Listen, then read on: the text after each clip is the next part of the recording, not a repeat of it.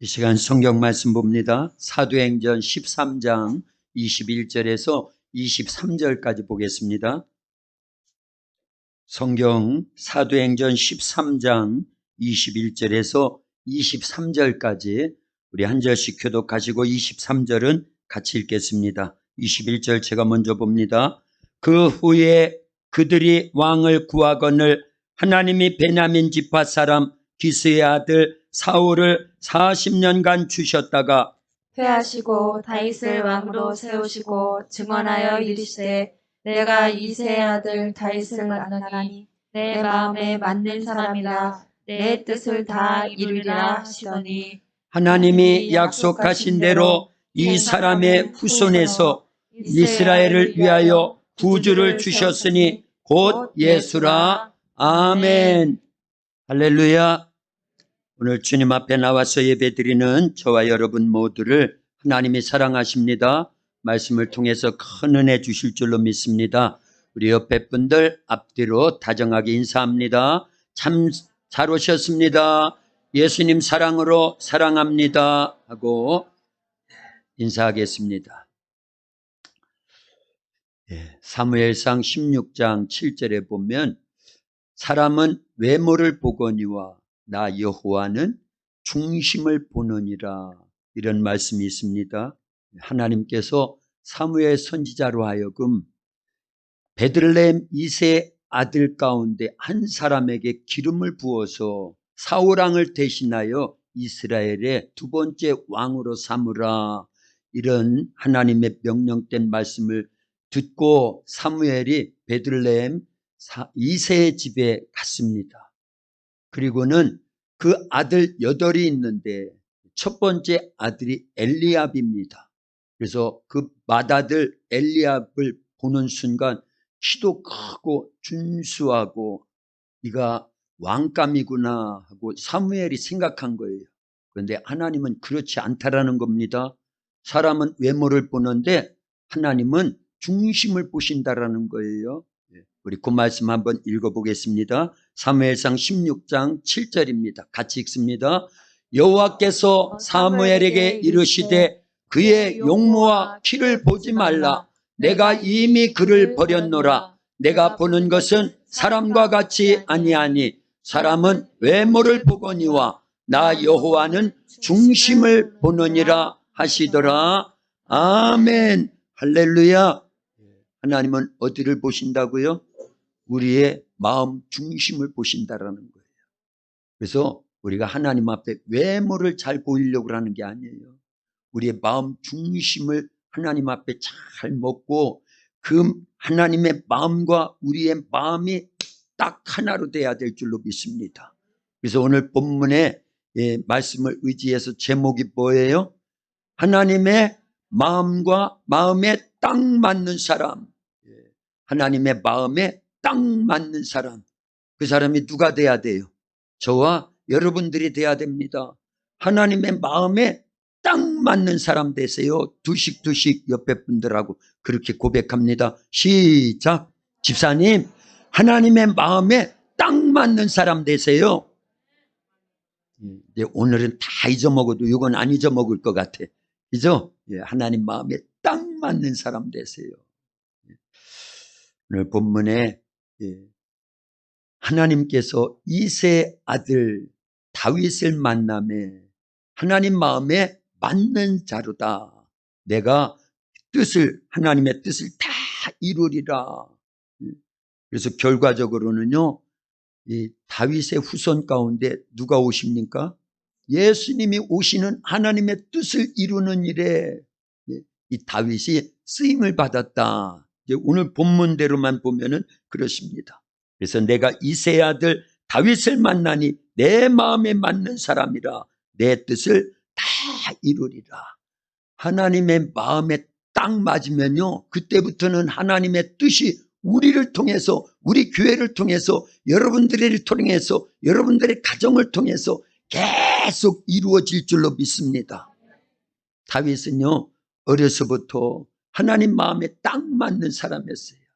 그래서 위에 7 형들이 있는데도 불구하고, 그날은요 사무엘 선지자가 왔는데도 불구하고 아버지가 다윗을요 멀리 가서 이 양을 치라고 했던가 봐요.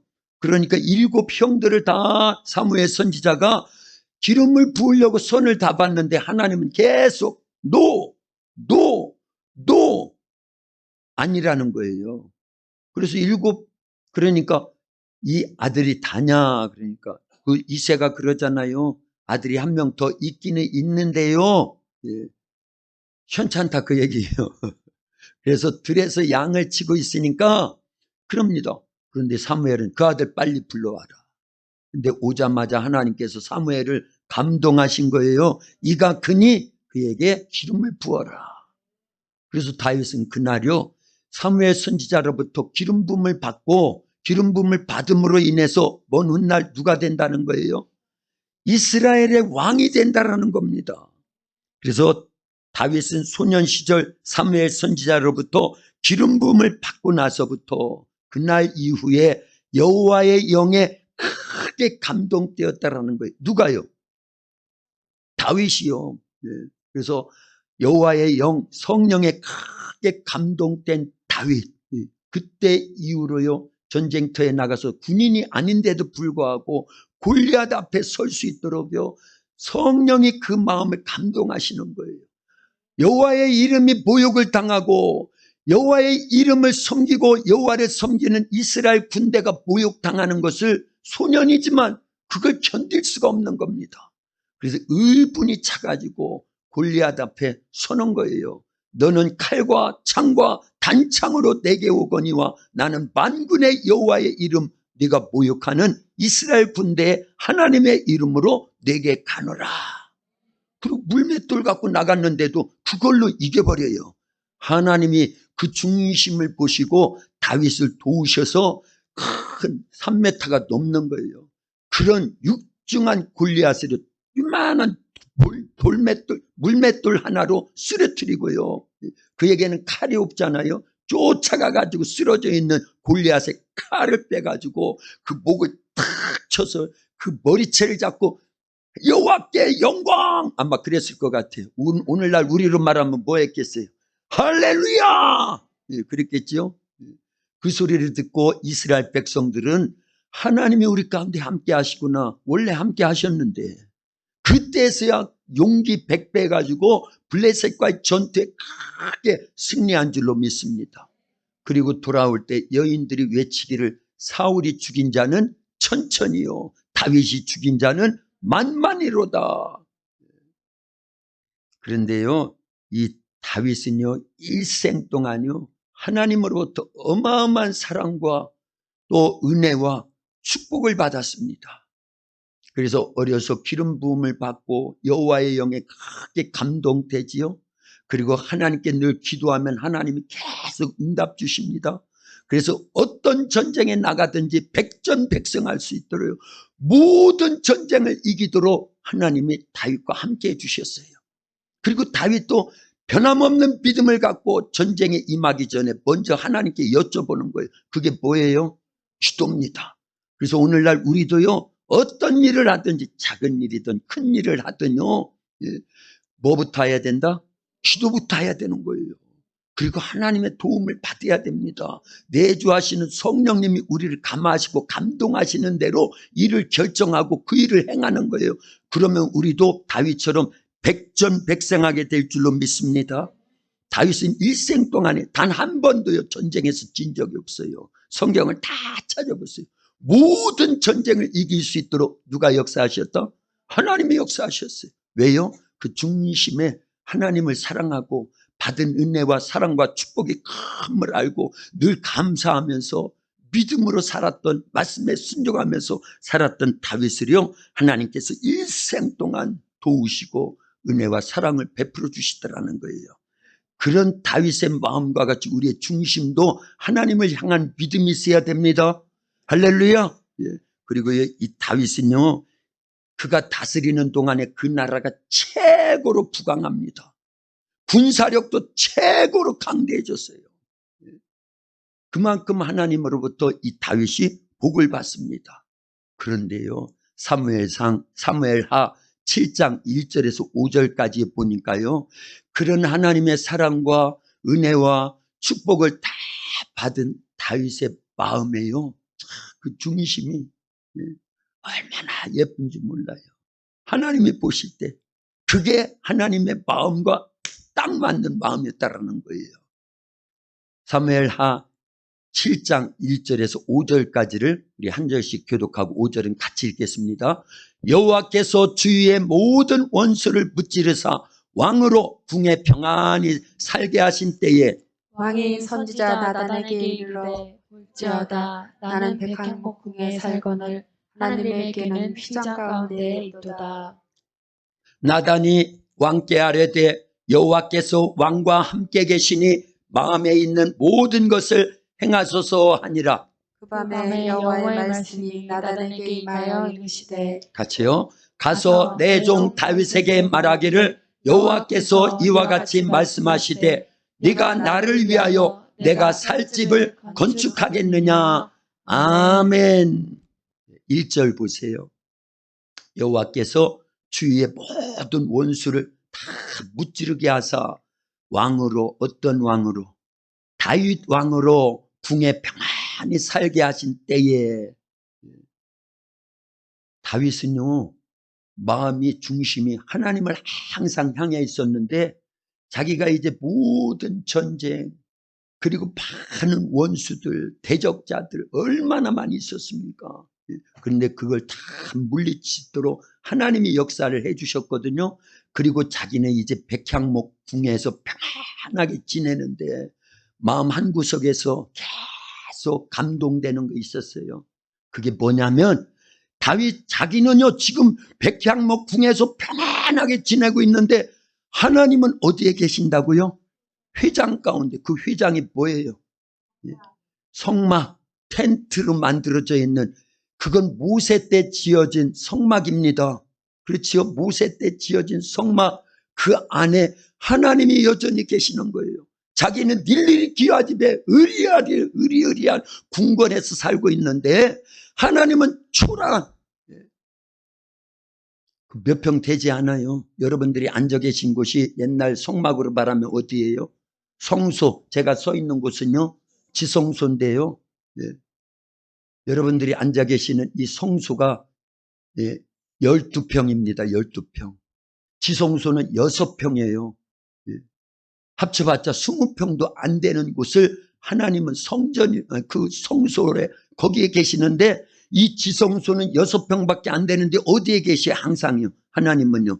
이 법궤 위에 속죄소, 어쨌든 여기에 법궤라고 할 때 여기에 항상 임재해 계셨어요. 6평 안에 항상 임재해 계셨어요. 6평짜리 집에서 살고 계시는 분. 6평은 다 넘잖아요. 그런데 하나님은 모세 이후에 솔로몬 때까지 어디에 계셨다? 6평짜리 지성소에 계셨어요. 12평을 합쳐도 20평이 안 되는, 그것도 천막으로 만들어진 텐트 안에 계셨다, 그 얘기입니다. 그게 마음이 아픈 거예요. 누가요? 다윗의 마음이요. 자기는 목동에서 왕으로, 그리고 전쟁에 나가면 하나님이 계속 도우셔서 모든 전쟁을 이기게 해주셔서 그가 다스리는 동안에 그 나라가 어마어마하게 부흥이 됐는데, 발전을 하고 성장을 하고 군사력도 강대하게 됐는데, 이렇게 얘기하는데도 지금 졸고 있으면 안 되는 거예요. 눈이 번쩍 떠져야 돼요. 할렐루야. 눈 이렇게 하시죠. 돌리시는 분들, 돌리시는 분들, 이 조는 건요 문제가 있는 겁니다. 진짜예요, 진짜.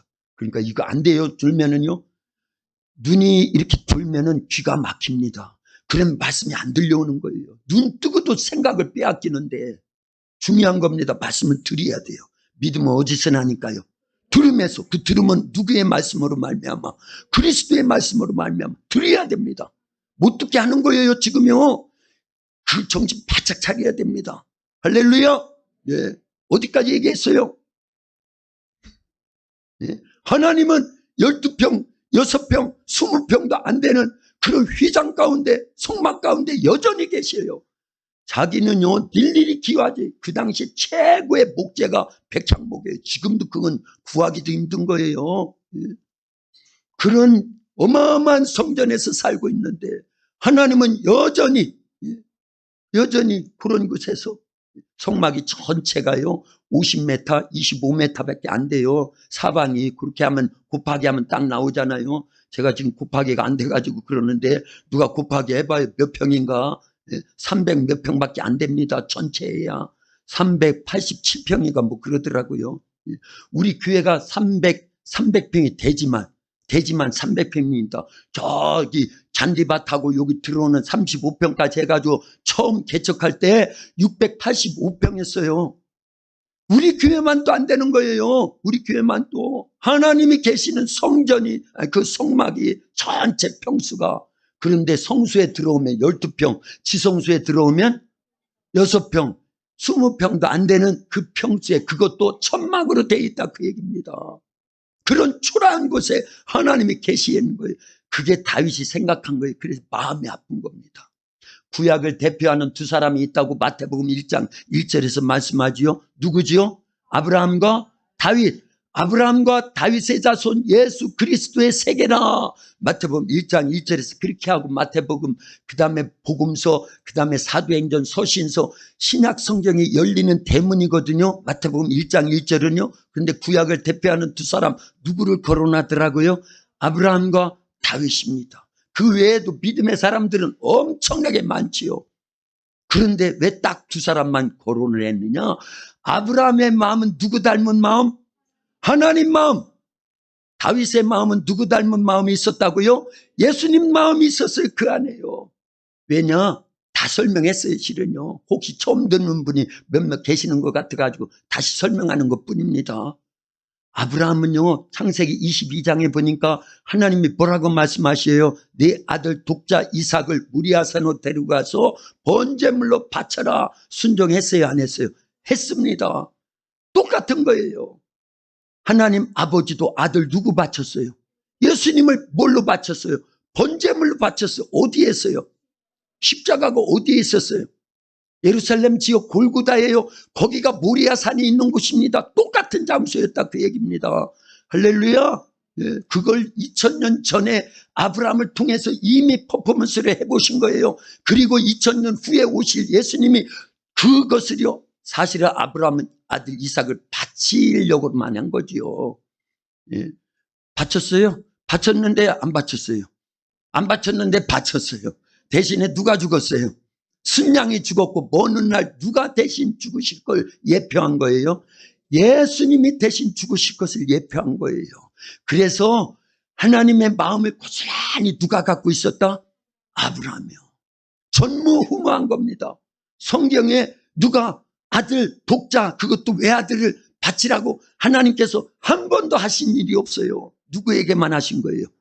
그런 믿음이 되니까, 그 분량이 되니까 그러는 거예요. 우리에게는요, 아들 바치라고 안 합니다. 왜 그럴까요? 그 믿음이 안 되니까 그러는 거예요. 응? 그런데 하나님은 아브라함을 그만큼 인정하신 거예요. 그래서요, 이사야서 41장 8절 똑같은 말씀을 인용한 곳이 야고보서 2장에 있거든요. 아브라함을 하나님은 누구라고 했다고요? 벗이라고 그랬어요. 벗. 김나영 권사님은 외국에서 왔는데도 그냥 다 알잖아요. 벗이라고 그랬다고. 할렐루야. 이제 뭐 한국에서 사는 일이 훨씬 더 많아졌으니까 그냥 한국 사람이지요. 아브라함이 벗이에요. 하나님의 벗이라고 그래서 하나님이 하신 말씀이에요. 나의 벗 아브라함의 자손아 그랬다니까요. 여러분들은 하나님의 벗이야 되는데 벗이 될 만한 믿음이 있어야죠. 벗이 될 만한 믿음의 행위가 있어야죠. 반드시 그래야 됩니다. 하나님, 나도 아브라함처럼 하나님의 벗되기를 원해. 벗이 뭐예요? 벗지예요? 친구예요. 친구 돼야 되는 거예요. 친구 돼야 되는 거예요. 그런데 우리는 친구는 안 돼도 예수님의 뭐 돼야 돼요? 신부. 하나님의 자녀고 예수님의 신부. 신부는요, 부부입니다. 부부를 얘기하는 거예요. 예수님과 하나됨을 얘기하는 겁니다. 다윗은 그 마음속에 예수님의 마음이 쏙 들어져 있었다니까요. 할렐루야. 예수님의 최종적인 마음이 무엇이었느냐? 오늘 본문에 나오는 다윗과 같은 마음이 그 안에 있었어요. 다윗은 어느 날 오실 예수님의 마음을 미리 알고 있는 거예요. 다윗이 아는 게 아니라 하나님이 그렇게 해주시는 겁니다. 네. 아브라함에게는 아들 이삭을 바치라고 말씀하시죠. 다윗에게는 성전 지으라고 말씀하신 게 아니에요. 자기가 스스로 우러나온 거예요. 할렐루야. 예수님이 골고다 십자가를 지시는 거는요, 스스로 지시는 거예요. 하나님의 뜻을 미리 알고요. 그래서 내 뜻대로 마옵시고 아버지의 원대로 되기를 원하나이다. 겟세마네 동산에서 계속 기도하시고 하나님의 뜻을 쫓아서 스스로 제물이 되어 올라가시잖아요. 십자가를 지고요. 그래서요, 다윗은 그런 겁니다. 성경을 잘 읽어보세요. 사무엘하 7장 1절부터 쭉 읽어보세요. 오늘은 우리 5절까지밖에 안 읽었지만 집에 가셔서 조금 더 읽어보세요. 내가 그 어느 지파에겐들 내 집을 지으라고 명령을 했느냐. 네가 이렇게 내 집 지을 마음이 있으니 내가 너를 축복하여 내 왕위가 대대손손 영원히 이어지도록 축복해 주마. 그래서 그 왕권이 누구에게 이어졌다고요? 예수님께로 이어지는 것을 지금 그 본문에서 그 말씀에서 말씀하시는 것을 우리는 다 알지요. 할렐루야. 예, 다윗의 마음에는 그런 마음이 있었어요. 예, 하나님을 향한 믿음도 있었고 순종도 잘하고. 그래서 새벽에 오시는 분들한테 제가 여쭤봤어요. 예, 여러분들은 다윗 하면 떠오르는 것이 무엇입니까? 그랬더니 골리앗이요, 순종이요, 그리고요 또요, 왕이요. 목동에서 왕 됐거든요. 맞잖아요. 골리앗과 싸움에서 하나님의 역사하심 속에서 물맷돌로 이겨버렸잖아요. 그리고 순종을 얼마나 잘합니까? 다윗이요. 그렇지 않습니까? 그리고 또 뭐가 있었죠? 예, 성전 지려고 하는 마음은 그건 안 나왔어요. 여러분들에게서 제가 말씀을 드렸잖아요. 그걸 그래서요, 다윗에게 있어서 최종적인 하나님 마음하고 딱 맞는 마음이 있었다고 하면 그건 무슨 마음이다? 성전 짓는 마음이다. 그래서 요즘 몇 달 동안 우리 도학교에서는 계속 다윗이 받은 축복을 말씀을 같이 나누면서, 그러면서 모세 때로 거슬러 올라가 가지고 출애굽기 25장 8절에 보니까 하나님이 모세에게 뭐 만들으라고 그래요? 그 앞에 수식어가 있습니다. 내가 거할 성소를 지으라는 거예요. 모세 때 성막이 만들어지죠. 솔로몬 때 성전으로 발전돼서 지어집니다. 그리고요, 초대교회 때는요, 교회가 세워집니다. 오늘날 성령 시대에 우리 심령 성전으로 발전되어져 나가는 거예요. 그런데 앞에 수식어가 항상 있어야 돼요. 모세 때든 솔로몬 때든 교회든 심령이든요, 심령 성전이든요, 다 누가 거할? 하나님이 거할 성소를 지으라는 거예요. 하나님이 거할 성전을 지으라는 거예요. 하나님이 성전 지으라는 건 아니에요. 그런데 다윗의 마음이 우러나와가지고, 왜 우러나왔다고요?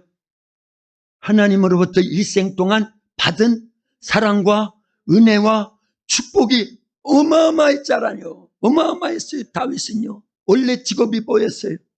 아버지도 취급하지 않는 8 아들 가운데 막내 아들은 취급도 안 해가지고 그 중차대한 집안의 아들들 가운데 기름 부음을 허락하겠다고 하는데도 그 막내 아들은 들에 그냥, 그게 막내 아들이 누구예요? 다윗이잖아요. 들에서 양을 치고 있을 정도로 취급도 안 하는 목동에 불과했는데 목동의 왕이 됐으니, 그리고 왕이 된 이후부터, 그 전부터도 모든 전쟁에 하나님이 계속 도우시고 함께 하시고 역사하셔서 계속 이겨요. 그 숱한 원수들이 있고 대적자들이 있고 반란자들이 있고, 그런데도 그걸 전체를 헤쳐나옵니다. 다 이깁니다. 그래서 마침내 이스라엘 전체를 다스리는 왕이 됐죠. 그리고 그가 다스리는 동안에 하나님께서 그 나라를 부강하게 만들어 주셨죠. 태평성대를 누리는 겁니다. 그게 아까 읽은 사무엘하 7장 1절의 내용이다, 그 얘기입니다. 그러니까 다윗의 마음에는 뭐가 솔솔 올라오더라? 하나님을 향해서, 하나님을 위해서 성전을 지어드려야 되겠다. 그러면 다윗은 목동에서 왕되고 전쟁에 다 이기고 그 어마어마한 축복을 받았기 때문에 성전 지어드린다고 하는 마음이 생겼는데, 우리는요, 다윗 못지않는 어마어마한 축복을 받았음을 알려야 됩니다. 그 내용이요 엄청나요. 여러분들이 이미 다 생각하고 있을 겁니다. 보세요. 예수 그리스도, 그죠? 예수님이 이 땅에 오셔서 죄인 된 우리들, 나와 같은 죄인, 죽으면 어디 가야 되는데, 죄값으로 지옥 가야 되는데, 원래 본질상 우리는 예수님 믿기 전에는요 마귀의 자녀였다라는 거예요.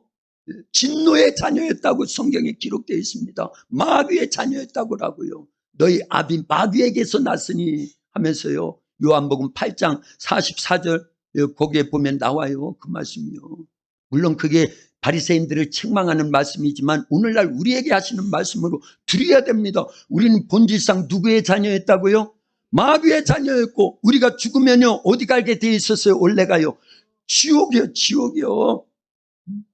그런 우리들을 위해서 예수님이 이 땅에 오셨습니다.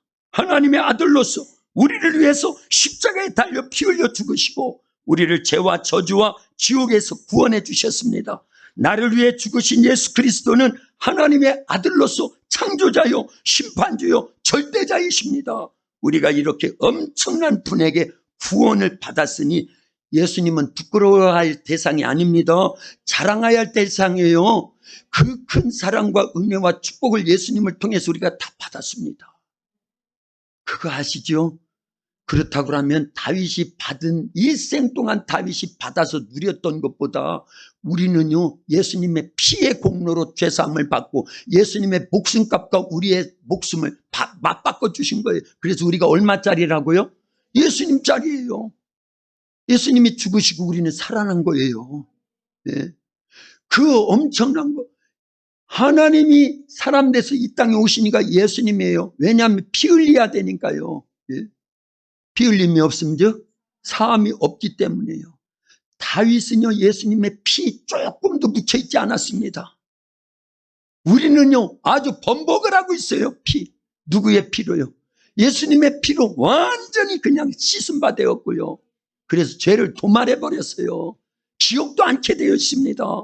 그리고 우리는 하나님을 누구라 불러요? 왜 부른다는 건 다 알지요? 물과 성령으로 거듭나 주셨어요.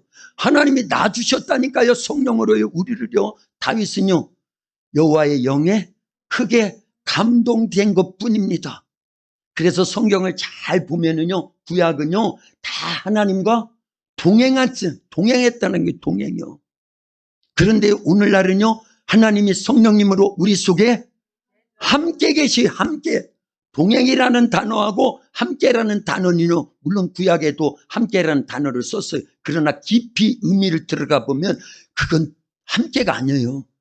내주하실 수가 없었기 때문에 동행한 거예요. 동행이요. 그 단어들이요. 여러 번 나옵니다. 동행이라는 단어가요. 창세기 5장에 보면 아담의 족보가 있습니다. 아담의 7대 손이 누군 줄 아세요? 에녹입니다. 에녹이 에녹. 에녹은 65세에 무드셀라 자기 아들을 낳고 300년 동안 하나님과 뭐 했더라? 동행했다라는 거예요. 예. 24절을 찾아보세요. 예. 창세기 5장 24절에 보면 그 말씀이 또 나옵니다. 예. 에녹은 300년 동안 하나님과 동행하더니 죽음을 맛보지 않고 하나님이 불러가셨다라는 거예요. 어디로요? 천국으로 불러가신 거예요. 누가 찾았으면 크게 읽어봐요.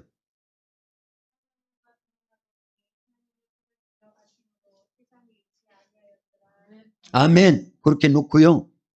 이왕 찾았으니까요. 6장 9절도 보세요. 9장 6절. 6장 9절. 6장 9절이요. 이건 노아거든요. 노아는 아담의 10대 손입니다. 그런데 노아도요. 하나님과 동행했어요. 읽어봐요.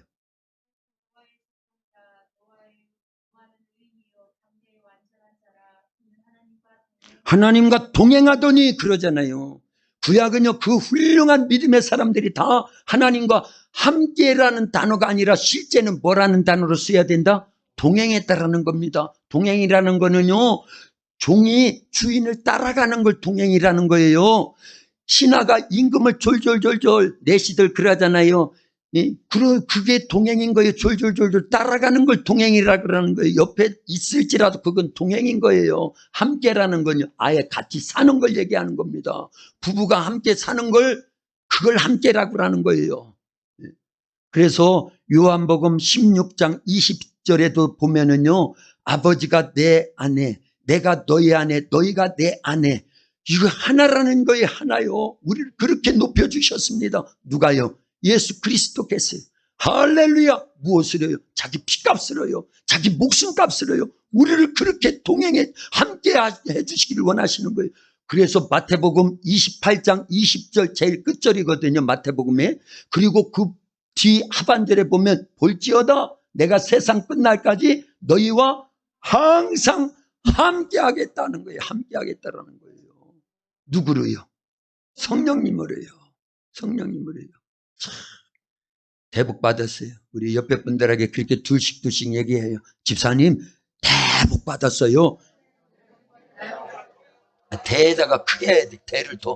대를 또 강조해가지고 한 번 더 해야 돼. 집사님 대복 받았어요. 시작.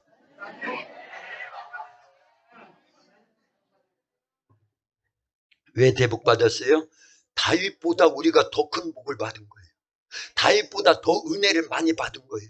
다윗보다요 더 큰 사랑을 하나님으로부터 받았다니까요. 그래서 우리 교회에서는요, 아브라함의 하나님 우리의 아버지십니다. 이삭의 하나님 우리의 아버지십니다. 또요, 야곱의 하나님 우리의 아버지십니다. 이스라엘의 하나님 우리의 아버지십니다. 이렇게 고백하는 거예요. 그 아버지라는 단어가요 엄청난 축복입니다. 그거 알려야 됩니다. 다윗도 아브라함도 그 누구도 구약시대에는요 하나님을 아버지라 부를 자격이 없었어요. 왜냐하면 예수님의 피의 공로가 없어요. 예수님의 부활의 권세가 없습니다. 그거 알려야 돼요. 예수님의 이름 권세가 없어요. 그래서 요한복음 1장 12절에 보니까 영접하는 자, 누구를 영접하는 자? 예수님을 영접하는 자, 곧 그 이름을 믿는 자들에게는 하나님의 자녀가 되는 권세를 주셨다고요. 그런데 구약에는 예수님의 이름이 안 주어져 있어요. 누구의 이름만 주어져 있어요. 그러니까 다윗이 골리앗 앞에 설 때 네가 모욕하는 만군의 여호와의 이름으로 내가 가노라. 여호와의 이름이에요. 그건 우리를 죄에서 구원할 이름이 아닙니다. 그 이름은요. 그런데 우리를 죄에서 구원할 이름, 능력의 이름 누구? 권능의 이름 누구? 성령 모시는 이름 누구? 죄사함을 받게 하는 이름 누구? 귀신 쫓는 이름 누구? 병 고치는 이름 누구? 세례받게 하는 이름 누구? 기도 응답의 이름 예수를 우리에게 주셨다라는 거예요. 우리 도학교는 참 복받은 거예요. 이렇게 정리하고 있다라는 건요 엄청난 겁니다. 이거요 아셔야 돼요. 그래서 예수님의 이름이 주어졌다라는 거는요 하나님을 아버지라 부를 수 있게 됐다라는 거예요. 이 자녀이면 하나님이 다 책임져 주신다라니까요. 그게 뚜렷해야 될 줄로 믿습니다. 마태복음 11장 11절에 보면은요 예수님이 세례 요한을 두고 이렇게 말씀하셔요. 여자가 낳은 자 중에 제일 큰 자가 누구라고요? 세례 요한이라는 거예요. 그러나 하나님 나라에서는 지극히 작은 자도 세례 요한보다 더 크다라는 거예요. 왜냐? 여기에 지금 누가 제일 작습니까? 우리 저기 하늘이가 제일 작은데 하늘이는 아직 뭐 그렇고요. 예. 하늘이 지 이름 부르니까 야 그러잖아. 저기서요. 지 이름이 들린다고. 예. 어쨌든요 하나님께서 역사를 이루어 주시는 거예요. 그런 부분에서요. 예. 그래서 아무리 작은 자라도 정확하게 예수님을 구주로 영접하고 그 보혈의 공로를 인정하고 믿고요 성령을 모셔서 거듭났다고 생각해 보세요. 그리고 죽음을 맞이해가지고 천국에 갔어요. 그러면 누구보다 더 크다? 세례 요한보다 더 크다라는 거예요. 왜냐하면 세례 요한은 예수님을 만나긴 했어요. 그래서 보라 세상 죄를 지고 가는 하나님의 어린 양이로다 여기까지는 했어요. 그런데 그 예수님이 십자가에서 달려 죽으시기 전에 순교를 당했네. 그러니 예수님의 보혈의 공로가 있어요 없어요? 부활의 권세가 그 세례 요한에게 있어요 없어요? 없다니까요. 그리고 성령을 내주하는 성령으로 모셨어요 안 모셨어요? 모실 수 있는 방법이 없었어요. 그러고 죽고 천국에 간 겁니다. 순교 당하고요. 그런데도 여자가 낳은 자 중에 제일 큰 자라는 거예요. 세례 요한이. 왜요? 예수님을 알았거든요. 만났거든요. 증언했거든요. 그러나 오늘날 우리에 비하면 세례 요한은요 아닙니다. 어쨌든요 우리보다 큰 자가 아니에요. 왜요? 우리는 하나님을 아버지라 부를 수 있는 자격을 부여받았어요. 예수님의 피의 공로가 있고요. 또 하나는요, 예수님이 보내주신 누구를 모셨기 때문에요. 그게요, 덧입혀진 게 아니에요. 동행하는 게 아닙니다. 성령님이요. 다윗은 기름 부음을 받고 나서 그날 이후로 여호와의 영에 크게 감동된 것뿐이지요. 우리는요, 정확하게 예수님을 구주로 영접하면요, 바로 누가 임하셔요? 성령이 임하시는 거예요. 왜냐? 고린도전서 12장 3절 거기에 보면은 성령으로 아니하고는 예수를 주라 시인할 수 없다라는 거예요. 그래서 정확하게 예수님을 구주로 영접하고 시인한다는, 주라고 시인한다는 거, 누가 역사하고 있다라는 거예요. 성령이 벌써 임하셔서 역사하고 있다는 걸 알려야 됩니다. 이거는 어마어마한 축복이라는 걸 알려야 됩니다. 그래서 예수님의 피의 공로가 있고 주님이 보내주신 성령을 모셔서 거듭나고, 그 합법적인 거예요. 절차를 다 밟은 겁니다. 그런 우리를요, 하나님께서는요, 다윗보다, 세례 요한보다, 구약의 그 어떤 믿음의 선배들, 선진들보다 우리를 존귀하게 여기십시오. 진짜입니다. 그런 하나님의, 예수님의, 성령님의 사랑과 은혜와 축복을 받았다고 하면 다윗도 그런 하나님의 사랑과 은혜와 축복을 받은 그 정도만 갖고도 그 마음에 뭐가 우러나왔는데, 성전 짓겠다고 하는 그 마음이 우러나왔는데, 우리는요 뭐 해야 되겠어요? 그러면요, 하나님의 마음하고 딱 맞으려면 뭐 해야 되겠어요? 심령 성전을 지우는 거예요. 지으면은요, 그거 아셨지요? 예수님을 믿는다라는 건요, 내가 예수님 믿어서 죄사함 받고 구원받고 성령을 모셔서 하나님의 자녀가 되는 거, 물론 그거 중요합니다. 그런데 주님이 뭘 원하시느냐? 우리 심령에 성령을 모셨으면 거룩한 성전되라는 거예요. 그래서 고린도전서 3장 16절 17절에는 이렇게 말씀하고 있어요. 너희가 하나님의 성전인 것과 하나님의 성령이 너희 안에 거하시는 것을 알지 못하느냐?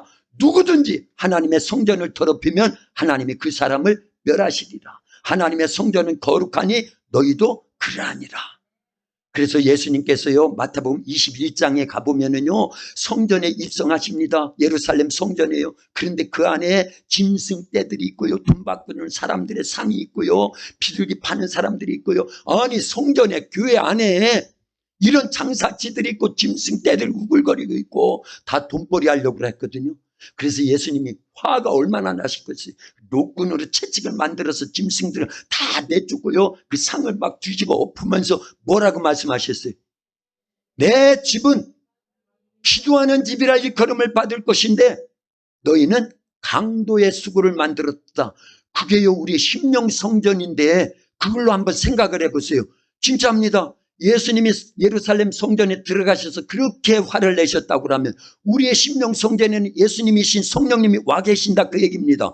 그런데도 불구하고 각종 죄악의 것들로 가득 채우고 세상의 정욕, 이생의 자랑된 거, 안목의 정욕대로 가득 차서 육신의 소욕대로 막 가득 차 있어요.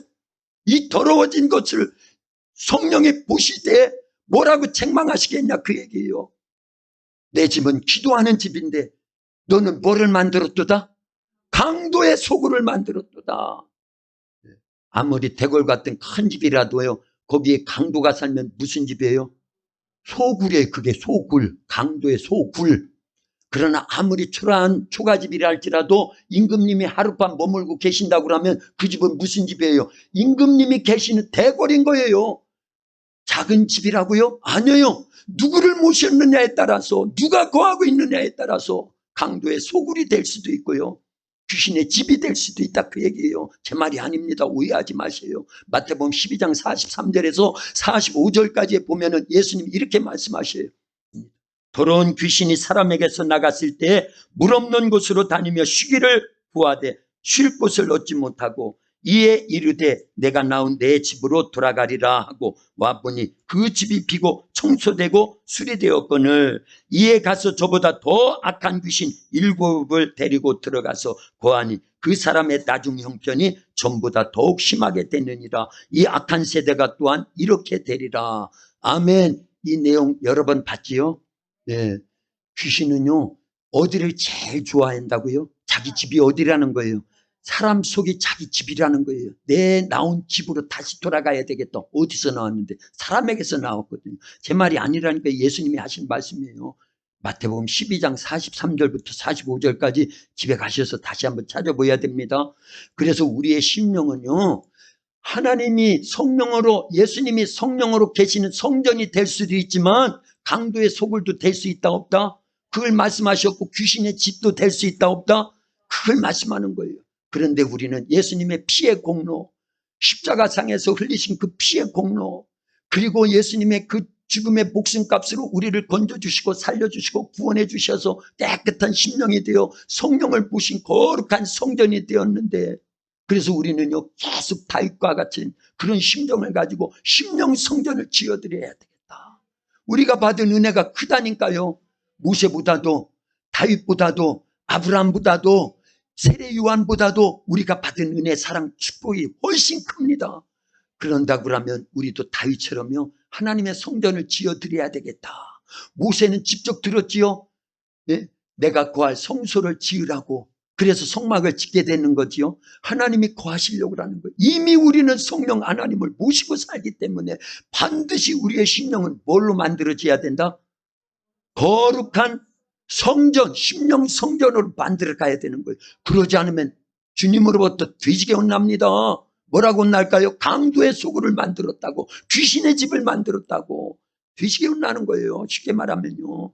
그래서 우리는 그러기 전에 그게 무서워서가 아니라 받은 은혜가 큼을 알고 감사해서 자발적으로 뭐 만들어 가야 된다? 하나님이 성령으로 계시는 거룩한 심령 성전을 계속 만들어 가야 될 줄로 믿습니다. 다윗은 마음만 있었지요. 마음만 있었다니까, 성전을 지을 마음만 있었어요. 왜냐하면 하나님 말씀하셔요. 너는 전쟁에 어마어마한 피를 흘렸기 때문에 네 손으로는 절대 성전을 지을 수가 없어. 그러나 너의 왕위를 계속 대대손손 영원토록 이어지게 할게. 그리고 네 아들 때 가서 성전을 짓게 해줄게. 그것도 엄청난 축복입니다. 그래서 다윗은요 그때부터 뭘 준비하는 거예요? 아들 때 짓게 될 성전, 그걸 다 준비해 줍니다. 모든 재료를요 다윗 때 다 준비해 주는 걸 알려야 됩니다. 그리고 아들 솔로몬 때 성전을 지었어요. 첫 번 예루살렘 성전을 짓는 겁니다. 몇 년 동안 지어요? 7년 동안 짓습니다. 그런데 7년 동안 지을 때 그 돈이 오늘날 환산하면은요 그 돈이 얼마냐면 9조 원이래. 9조 원에서 10조 원 정도예요. 놀라지도 않아요. 너무나 많은 돈이라서 뭐 이게 생각이 안 되는 거죠. 이 돈이 얼마만큼의 돈이냐? 네, 제가 따져봤어요. 매일 1,000만 원씩을 저축하면은요 몇 년 동안 저축해야 10조 원이 되느냐? 3,000년을 저축해야 돼요. 아닌 것 같지요? 제가 그래서 계속 따져봤다니까요. 오늘의 시간이 조금 되니까 한번 따져봐야 되겠네요. 자, 하루면 얼마요? 1,000만 원. 열흘이면요 1억. 네. 자, 한 달이면요 3억. 계산이 안 돼요? 계산기 펴놔요. 그러면 계산기 펴놓고. 한 달에 얼마라고요? 3억. 1년이면요 36억. 정확하게 36억이죠. 1년이면 36억이에요. 자, 10년이면요. 예찬아, 네가 계산해봐라. 얼마? 360억. 100년이면요. 3,600억. 자, 1,000년이면요. 3조 5천억. 3조 5천억이라니까 2,000년이면요. 7조 원. 그죠? 자, 3,000년이면요. 10조 5천억. 참, 현대가에서 아니면요 삼성가에서 한 해 매출이요 그 정도 됩니다. 그거보다 더 되죠. 순수 이익만 따져도 10조 20조 막 이렇게 합니다. 그런데 그거 말고 우리 개인이 매일 1,000만 원씩 모은다 그러면 몇 년을 모여야 돈이라고요? 3,000년을 모여야 돼요. 다윗부터 예수님까지가 1,500년입니다. 예. 그리고 지금 몇 년이 흘렸어요? 예수님부터 지금까지요. 그러니까 지금 다윗부터 예수님까지가 1,000년이에요. 1,000년. 약 1,000년을 잡습니다.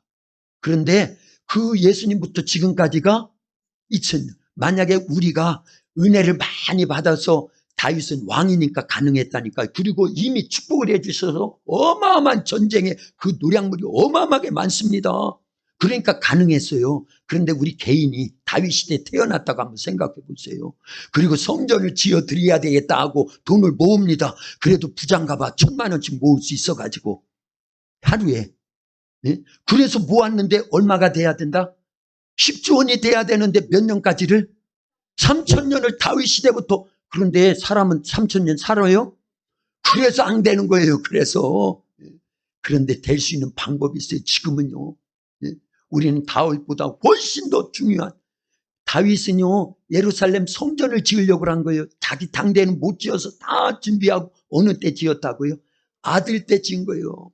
아들 때 10조 원 정도를 들여가지고 지은 돈입니다.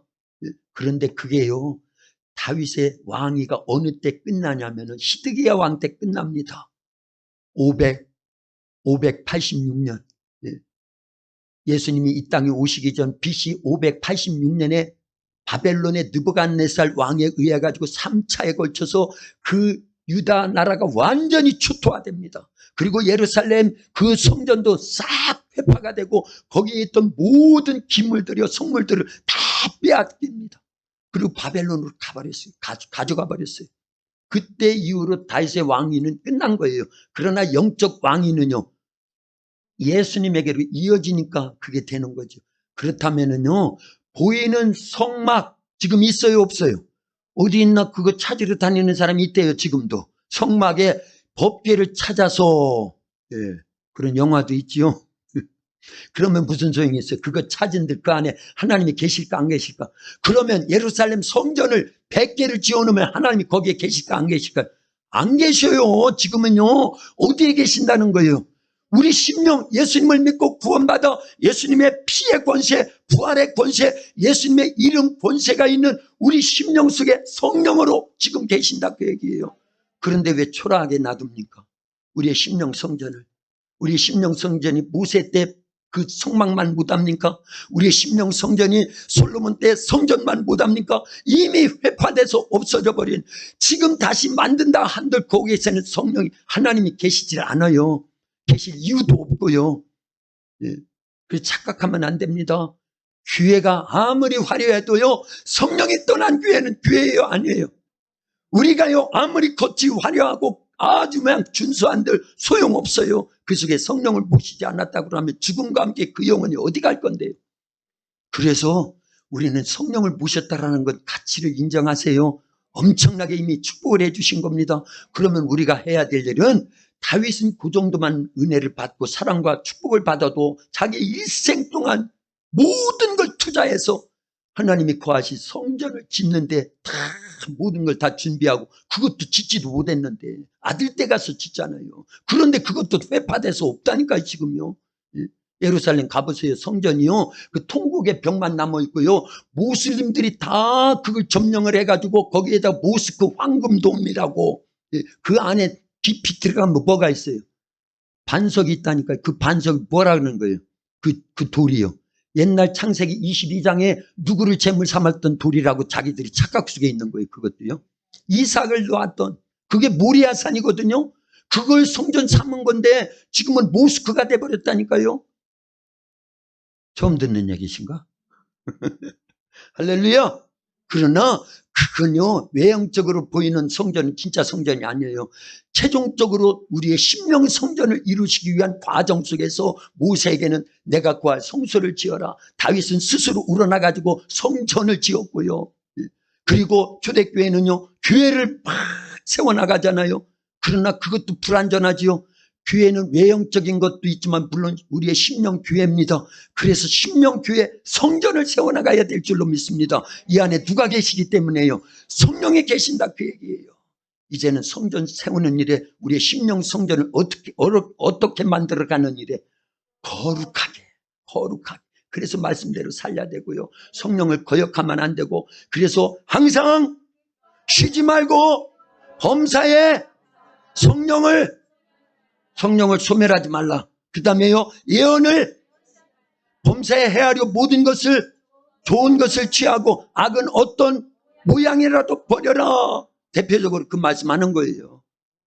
대표적으로 왜냐? 우리를 심령 성전 삼고 계신 성령님이 계시기 때문에 항상 기뻐하고 쉬지 않고 기도하고 범사에 감사하고 성령을 소멸하지 말고 예언을 멸시하지 말고 범사에 헤아려 좋은 것만 취하고 악은 어떤 모양이라도 싹 버려서 티끌만큼이라도 오염되지 않도록 우리의 심령을 계속 거룩한 성전으로 성령을 모셨으니까 그런 성전을 만들어 가기를 원하시는 분만 크게 아멘.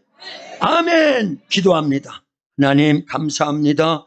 오늘 주님의 날에 다윗은 일생 동안 하나님이 베풀어 주신 그 크신 사랑과 은혜와 축복을 받았음을 너무너무 감사해가지고 성전 지을 마음이 있었습니다. 하나님께서 명령하신 바가 아닙니다. 스스로 우러나온 마음입니다. 우리는 다윗에 비해서 그거보다 월등하게 큰 하나님의 사랑과 은혜와 축복을 예수님을 통해서 그 보혈로 죄를 씻음받고 성령님 모시었습니다. 거룩한 성전이 되어 하나님을 아버지라 부르시고 실제 우리의 삶 속에는 어마어마한 하나님이 주신 예수님을 통해서 주신 권세들이 있습니다. 예수님의 보혈의 권세, 부활의 권세, 말씀의 권세, 이름 권세, 하나님 자녀의 권세, 성령의 권능, 하나님 나라의 권세가 있습니다. 그래서 우리도 마땅히 다윗처럼 하나님이 거하실 성전을, 심령 성전을 거룩하게 계속 만들어 가야 됩니다. 그럴 수 있도록 역사해 주시옵소서. 예수님의 이름으로 기도하옵나이다. 아멘.